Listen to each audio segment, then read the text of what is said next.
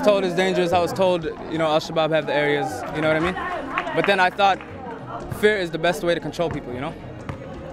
With fear in our minds, the youth and the people that studied abroad, you know what I mean, that ran away from bullets, they won't come back. They won't invest their time back in our country. And if we don't help each other, our country's going to be, you know, bits and pieces. Everybody's going to grab a piece. So it's up to us to do something about it. And this little bit of fear is consuming our mind and it's keeping us away.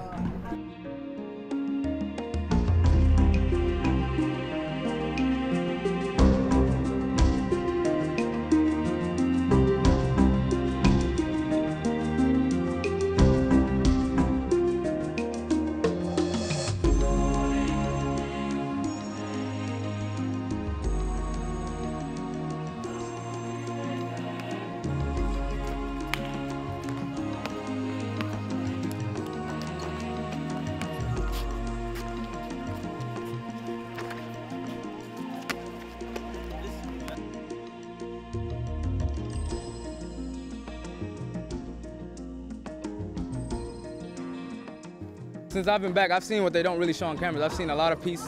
I've seen, you know, people working. I've seen a lot of people that don't have jobs making something out of nothing. You know, selling fruits, selling animals, meat, fresh meat. You know what I mean? I've seen the beach. I've never seen a beach before in my life.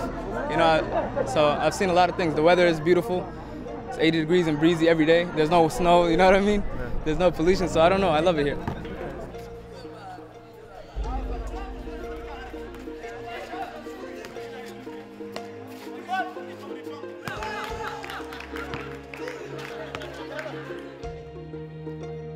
Sports has always, throughout time, you know, helped the country get out of a certain setting, you know? For example, South Africa, when there was apartheid and whatnot, rugby is what really, you know what I mean, got them out of that and what really united the whole country. So I think sports is very important to a country, and I think it really brings the people together to have something they all like, instead of, you know, different clans hating different clans for, you know what I mean? They can all support one color and one flag and one sports team.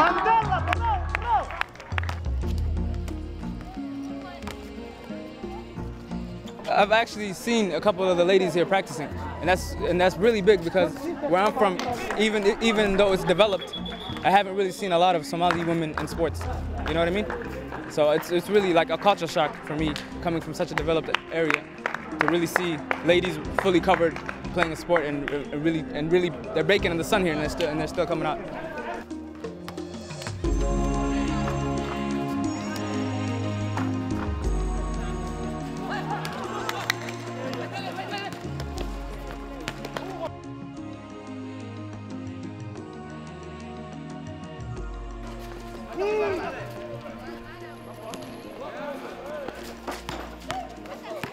My message to the young diaspora all around the world is our country needs us to unite it again, you know? We've learned, we've got degrees, we've got diplomas, you know what I mean? We've learned health, we've learned science, we've learned whatever we learned. Our country hasn't learned anything for 22 years. They're still stuck in 1990. And that's the worst generation to be stuck in because those 20 years, technology came out, phones, everything mobilized, you know what I mean? The internet, they're behind on all that. So the world is basically new out here. It's up to us to open their eyes. It's up to us to show them what we know. And a little fear will control you if you let it. So it's up to us to just overcome those. We all got to overcome a couple of trials and tribulations. So it's up to us to help our country.